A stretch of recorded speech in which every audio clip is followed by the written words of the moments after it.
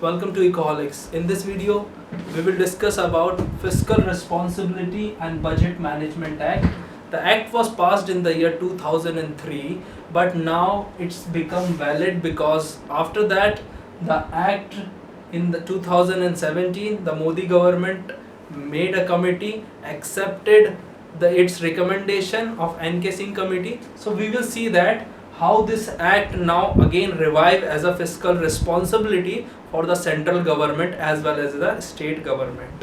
So Fiscal Responsibility Budget Management Act 2003 passed by NDA government to reduce its fiscal deficit to by some targets.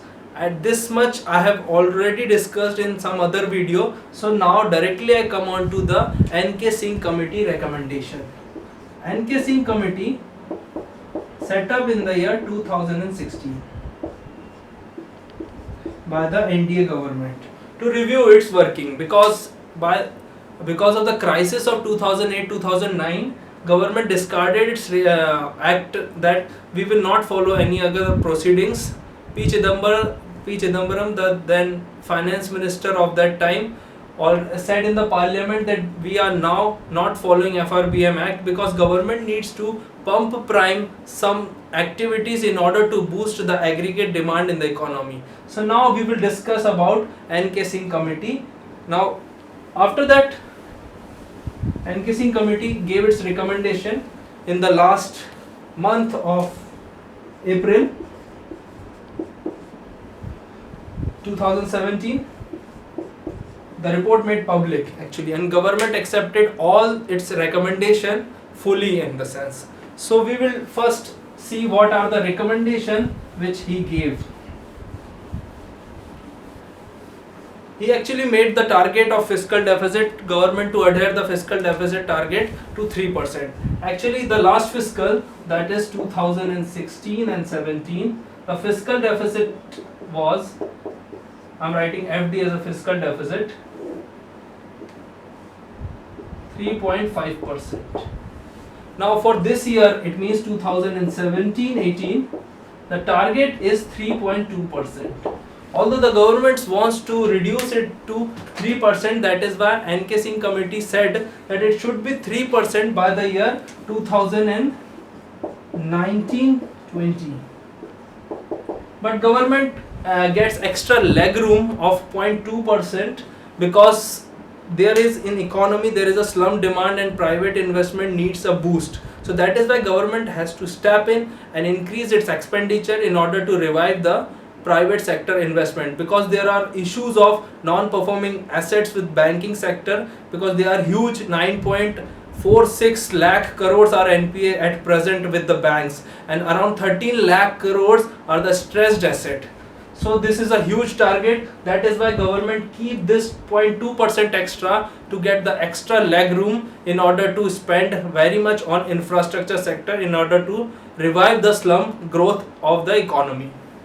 The two impact also was the demonetization and two other income declaration scheme also helpful in this keeping it, because fiscal deficit, the formula of fiscal deficit is upon nominal, we see fiscal deficit as a percentage of nominal GDP. So actually the nominal GDP is currently is 151.9 lakh crore. In the last fiscal it was 150.6 lakh crore. So it will also help the government because the base has increased in order, that is why if fiscal deficit has increased, there is a little bit of showing that the 2.2% is very much achievable in this target. After that, coming on to the recommendations once again. So NK Singh Committee said by the year 2020 to 2021 it should be by 2.8%. In the year 2021-22 it should be 2.6%, and finally the fifth year of Fiscal Responsibility and Budget Management Act, that is 2022 and 23, it should be 2.5% of GDP, that is of nominal GDP. So this is the main target, this is the plan for the 5 years. This was the previous year. These 5 years are very important for this committee. Now what we'll see that there is a leg room or a escape clause. What is the escape clause which NK Singh Committee gave the central government in order circumstances? So like escape clause, when the government needs extra investment in order to revive the demand, like economy suffers from international crisis, and after that a drought occurred, a severe flood occurred, so there is a escape clause of 0.5%. It means if government maintain 3% at some another point, then government can increase its fiscal deficit to 3.5% because of certain extraordinary conditions occurred in the economy. So this is the meaning of escape clause. It means they get extra headroom of 0.5%. Actually, Arvind Subramaniam, our chief economic advisor, was also the part of the committee. He was preferring for the 0.3%.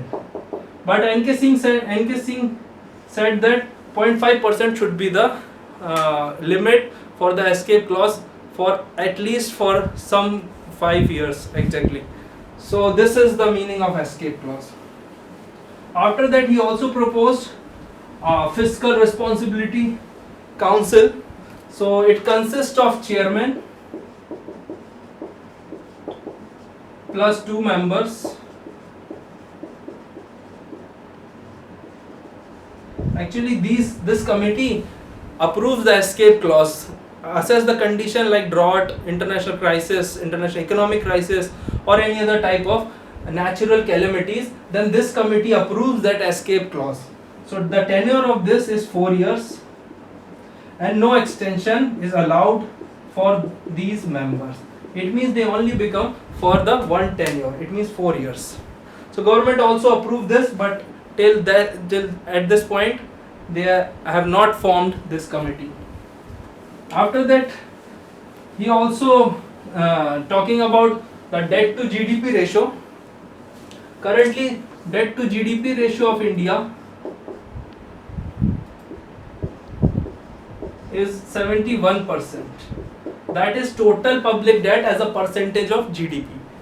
In this 71%, 51% of central government and 20% of state government. All the states combined in this 20%. So 51%. But the cap suggested by the NK Singh Committee is of 60%. He was of the opinion that it should be 60%, not above that, because if India's debt to GDP increased, then many other credit rating agency downgraded India's rank, and it will affect the investors' sentiment in order to invest in India, because India is favoring 2 other policy like allowing FDI, relaxing FDI limits also, and many multinational company also coming in India, and they are the part of Make in India program. That is why it should be reduced to 60%. So this is the cap which is very important. Till this point there was no provision like this, but government also accepted this point.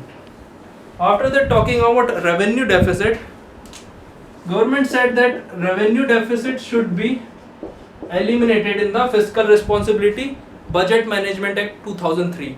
But in this scenario, the NK Singh Committee said that it should not be possible for the government to abolish it.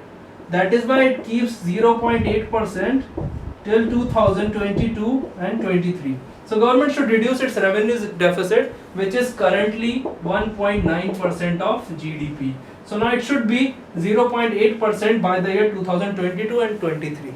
Because revenue deficit mainly consists of not that much expenditure that we can include in the developmental part.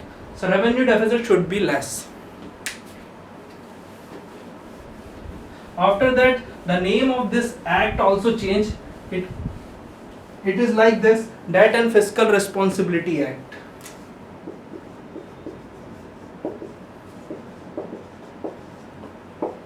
Debt and Fiscal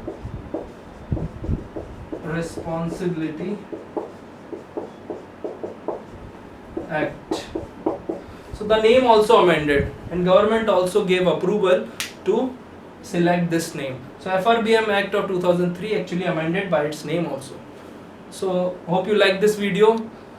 Please like, share and subscribe our channel. We will already provide so many videos of many other topics, and in future we are also providing and the videos. Thank you so much.